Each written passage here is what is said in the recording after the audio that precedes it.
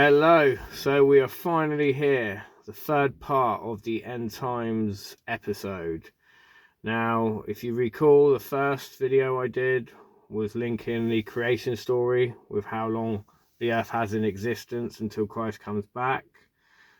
The last video I did, which was the second part, I talk about the signs of the times and how it's very clear that we're close to Jesus' return. But this video now is going to uncover who I think the Antichrist is.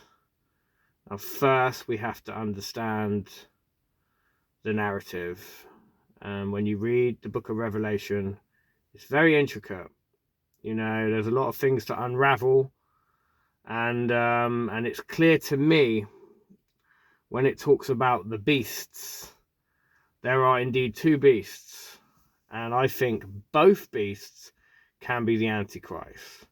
And I think one beast has authority over the other, but I do think one of those beasts is what you would call the Antichrist, and he is the great deceiver. So what we have here is them working in unison to corrupt souls, steal, kill, and destroy, and to take us away from the Lord's glory.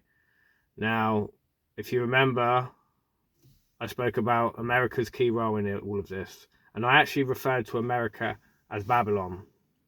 Now, just to solve any type of confusion, I didn't mean America as being the whore of Babylon, because that's also mentioned in the book of Revelation, and I'm going to talk about that later, who I think that might be in this whole narrative and whole story. So a lot of people are going to give me stick, because it wasn't so long ago I was actually sticking up for President-elect Donald Trump. Actually president now, I think. I was sticking up for him because I didn't like the way Marianne Budde treated him at that religious conference, you know, that whatever it was, ceremony. However, he's not completely out of my bad books, because a lot have come to light recently with Mr. Trump, and a lot of it doesn't look good. And I've always been a little bit pessimistic of him. Although he does stand for a lot of good, I feel that he knows what he's doing, and he does string people along. You know, I mean, people in America have made him an idol. You know, it's almost like you either love him or you hate him. And the people that do like him are very fanatical, and that's quite frightening. And I think we have to be concerned about that as Christians. I have to say, with Trump, I'm not happy with the fact that he's stopped funding to the Catholic Church. Okay, so he's saying it's because they're involved with trafficking of some kind, and I think he did get criticism from the Pope recently. So I do feel that it's Trump's ways of chucking his toys out the pram and saying, have some of that, you know, just to get one over them. Because he is very prideful, let's be real. Not only is he arrogant and braggadocious, he's also very prideful, which is interestingly one of the characteristics of the Antichrist. But we'll go down that later. Let's just first establish where Trump stands in all this. So, to put the story short, I think the first beast is America. And I think, obviously, Trump being President of America, he is part of that. Now, I'm not going to say he is the Antichrist, but I do think he's part of the system. And the reason why I think that is for several reasons. And if you actually look closely at the way he's been acting lately, the signs are quite strong. So, firstly, let's talk about the fact that he refused to swear oath on the Bible yesterday. I don't understand that. You know, he's going on about how God has protected him. He's married to a Catholic woman, I believe, and he refuses to put his hand on the Bible to swear oath to it. And which is bizarre, because 4 years ago, when the BLM thing was going on, he stood outside the White House with a prayer. And he had the Bible in his hand. So I find that very strange, and there's been a lot of reports in 2017 he actually tried to convert to Judaism, and he's got strong connections with Judaism. All his good friends are Zionists, all the people close to him, his advisors, all that kind of thing. So you have to look suspiciously at that. And wasn't it in his last term where he brought the Israeli assembly to Jerusalem? You know, that's the first time it's ever been done in history. You know, so that again is quite it's just a small sign to show that who he's in bed with right now. And we know how the military are in bed with them. We know how the intelligence is shared with them. We also know that his son-in-law, who's married to his daughter Ivanka, is a Zionist. And that's another thing that I'm going to go down later and talk about. Jared Kutchner. And where he stands in all of this. So yeah, I am rather dubious of Mr. Trump. And where he stands on abortion, I think is questionable. You know, he has the sort of power where he could completely make it illegal. But whether he's got vested interests in Big Pharma, I don't know. But he's allowing it to be a state-to-state decision, which doesn't really solve the problem. Doesn't look good. His whole antics don't look good, to be honest. It's the amount of children he's got, out of wedlock, the amount of affairs he's had. You know, can we really say this is a virtuous man of God that we can all look up to? Is he really the epitome of how a person should conduct themselves, you know, in light of Jesus Christ? I don't think so. You know, he might call himself a Christian, and I think he said that on a few occasions, but actions speak louder than words. You know, and I don't see his fruits. I don't see how he shows himself to be a God-fearing, faithful Christian.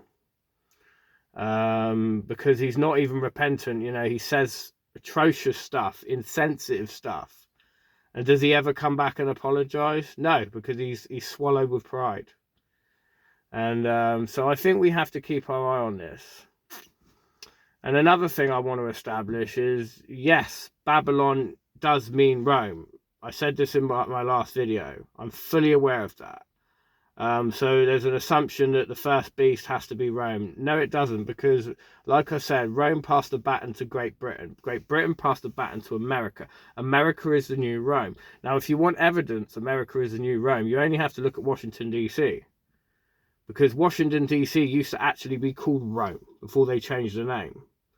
If you look at the grid from a bird's eye view, you can actually see symbology of a Roman god. Look it up. I'm not making this up. Look at the American military. Very Roman. There's a lot of things America do that are similar to Rome. Another thing is the Bible mentions 7 hills, right? And it says that, you know, the beast will be upon the 7 hills. And Washington has 7 hills. Also, New York has 7 hills. And I know people will say, yeah, but Rome itself's got 7 hills. Why can't it be the Catholic Church, for example? I don't see how it can be. In fact, I've had people saying to me that the harlot is the Catholic Church, the harlot whore.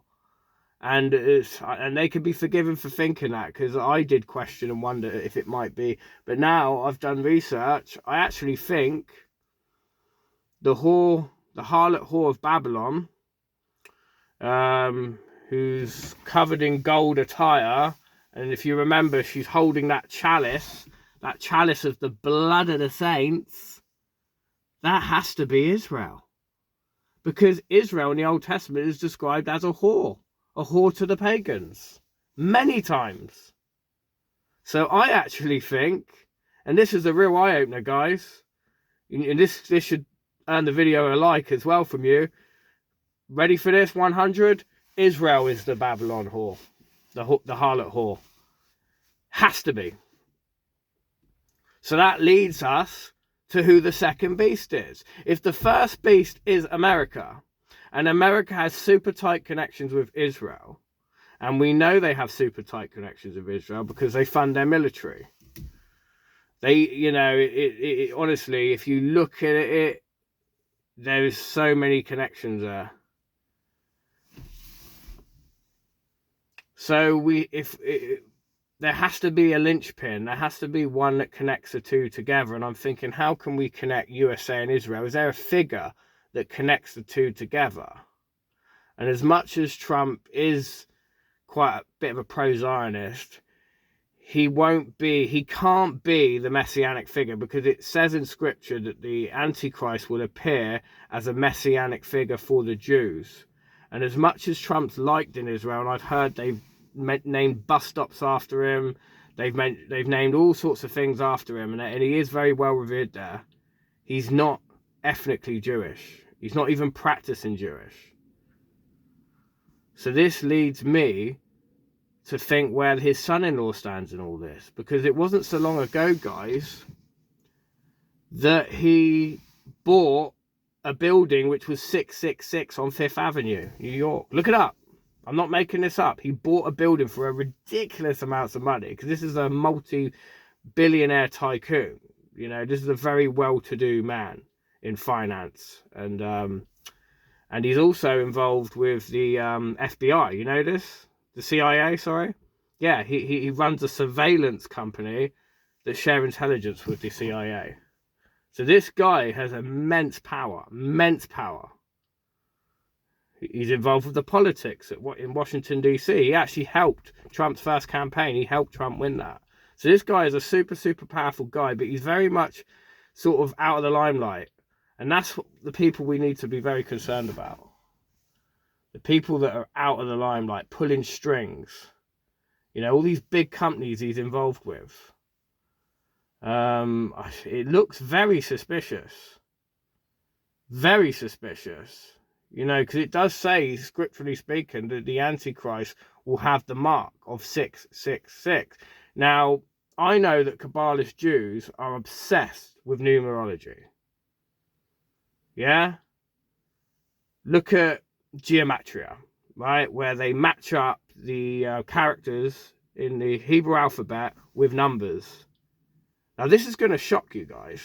This is because I've looked this up. First, I checked his English name, right, to see if that would match up, and it didn't. Then I thought, right, I'm going to look at his name in Hebrew, you know, using Hebrew characters. Well, according to gematria, it's exactly 666.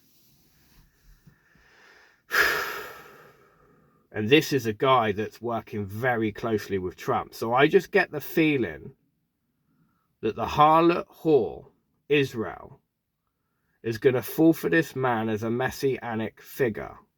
And what's even more frightening, when you look at Abrahamic religions, Islam believed that the Magi will come before Christ. But Magi fits perfectly with our Antichrist. And John MacArthur did a video on this recently. So I really do believe that some people are going to take to him. I think many Jews are going to take to him. I really do. I think Muslims will probably split down the middle. I think some will fall for him. I think some will fall for him. And then the others that don't fall for him, I think, will convert to Christianity. But Islam is going to see a huge divide over this gentleman. But with the Jewish people, I feel that, yeah, many are going to follow him. And I think the big turning point for me, and I said this is in my last video, and I say this even in my first video, is the building of the third temple. And it's a no-brainer that Trump, being involved with real estate, his egomaniac mentality, you know he's going to want to put his imprint on Jerusalem. And you know if that third temple goes up, it's going to be him putting it there. Because let's be honest, it's his military that's going to help Israel win this. So he's going to want to take full credit, like the egomaniac he is. That temple is going to get built. And his son-in-law, Jared Kutchner, he is going to be heralded as some type of, like I said, some type of messianic figure. Because, I'll tell you why I think he's going to be heralded as some type of messianic figure. Because if you remember, in the Bible we had John the Baptist, right? He paved the way for the Christ, didn't he? And I just can't help thinking that's Trump's role. It's like a John the Baptist type role where he's going to pave the way for Christ. But unlike biblical times, the Romans were the enemies of the Jews, right? But this time around, the new Rome, America, they're no longer the enemies. So they're going to fall for it. Hook, line, and sink. And I just hope, by the grace of God, most Christians can see through this, but I can't help but think most are going to be naive and fall for it. The reason why I think so many are going to take the bait, because look at what's going on already in America. These so-called hardcore evangelicals in the Midwest, you know, the Bible Belt. So many think the sun shines out of Trump's proverbial arse. I mean, his fanny, as you would say in America. I just don't get it. I mean, what is he really doing for the Christian community? And do you know what I think is really funny? Because I've had this. I was chatting to someone the other day about this, and they said, are you mad? How can Trump become that John the Baptist type figure, you know, the first beast to bring through the second beast?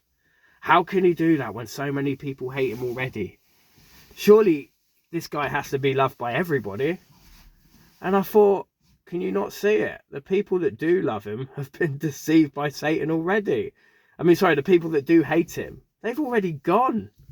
The devil's having a jeer of a time with those guys. These liberal lefties, these trannies, these,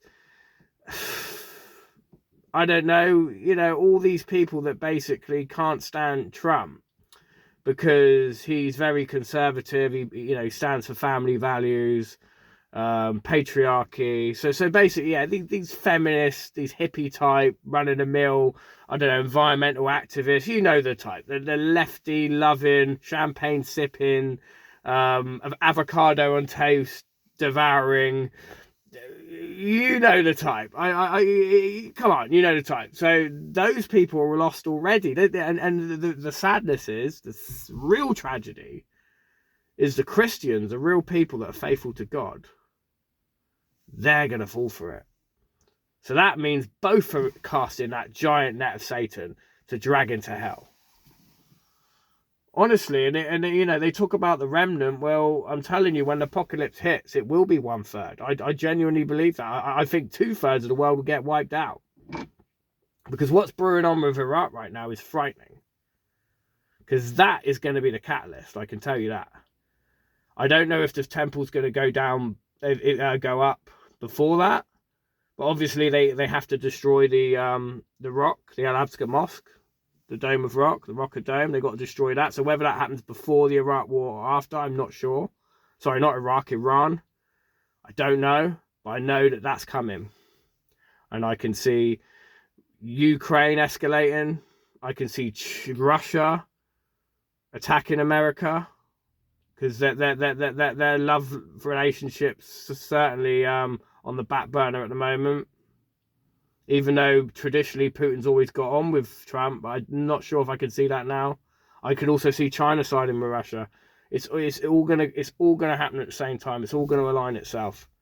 But what's gonna be the trigger point is this third temple, because that is gonna get big Islamic powers like Iran. That's gonna get their back up, and that's gonna trigger a nuclear response, I think.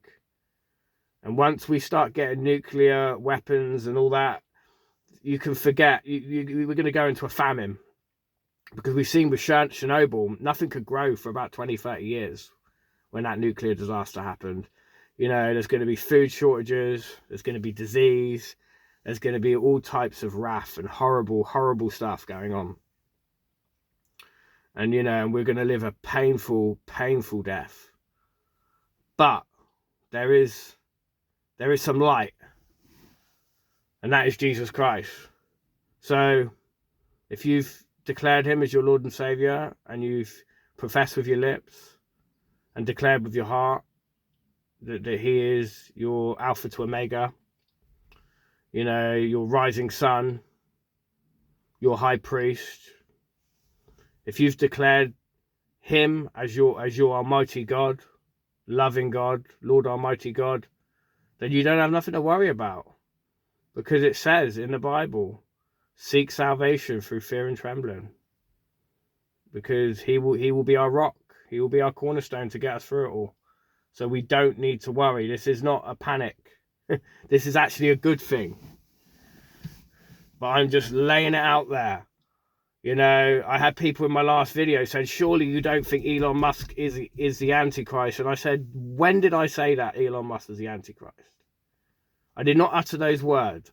I said he's a player, and he is a player, because when the mark comes in, his technology will be used to do that. But he's not going to be the main player. I'm telling you, it has to be Jared Kutchner as the main player. And this video needs to go out. He needs to be exposed. I know that the algorithms are going to work against this video, like it did with my last one. My last video is the best video I've probably done since my YouTube channel. Well, everyone who's watched it said it's the best video I've done, and it's had the least amount of views. So what does that tell you? They are working overtime to deceive us. But, like I said, feel free, look at the geometria. Nothing I have said is false in this video. You can look up all of it. And it just looks very, very suspicious. Put in the comments if you disagree. Put in the comments if you think the Antichrist is somebody else.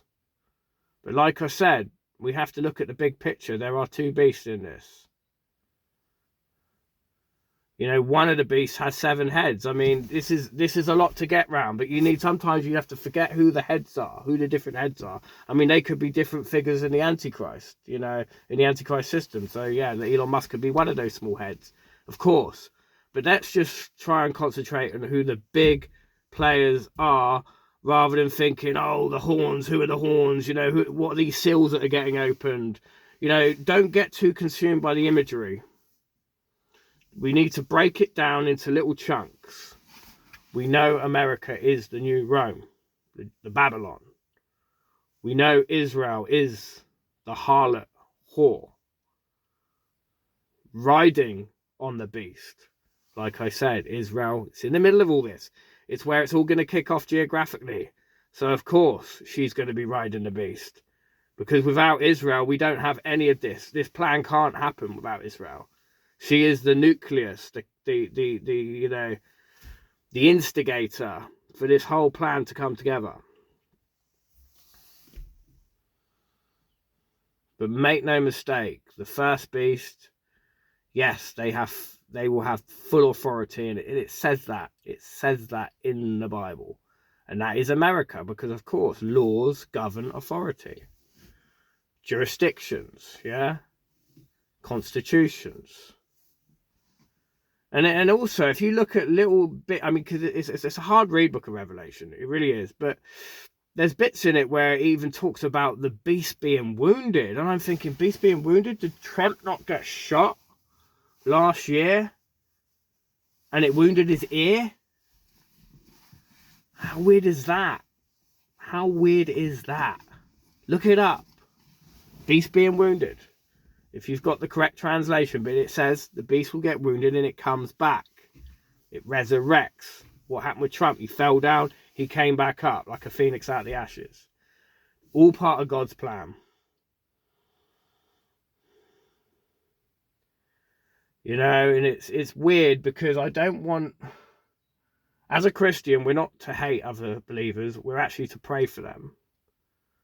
And with Trump, there's certain things that he's done that I've admired. I love the fact that he's courageous, and he says how it is, and he's direct, and he doesn't pander. But I think, rather than hating Trump, I think we kind of have to feel sorry for him that he's getting pulled into this mess. and his own ego's getting the better of him, because I don't think he fully knows what he's getting into. I really don't. I think there's more sinister, more evil people working behind the scene that's puppet stringing Trump into doing all these things. And I'm not going to make excuses for him, because I've just said earlier he's an adulterer. He's had numerous affairs. He's rude. He's not a holy person by a long shot. But at the same time, I don't think he's evil. And I think to be the Antichrist, you have to have something evil and sick, and it's something you have to want blood. You have to want anarchy and destruction. You have to really be someone who fully detaches himself from God. And I'm not sure if Trump is that. But I tell you, this Jared Kutchner, from what I do know about him, I think we have to watch him very, very carefully. And you've heard it here first. You know, if I had to take all bets right now, I'd say it's him. But I can't fully, with 100% conviction, as much as I prayed before I did this video, say he is the Antichrist. But I'm telling you this, all arrows point to him. All suspicion points to him. And we have to watch his moves very closely and pray for discernment. But anyway, it's been great fun doing this video. I hope it gets watched by many of you. Remember to give it a like. Remember to hit the bell, because I'm going to do more of these. Maybe not a part 4, but it will be along this theme. And of course, subscribe if you haven't already. Anyway, take care, guys. Thank you very much. Bye.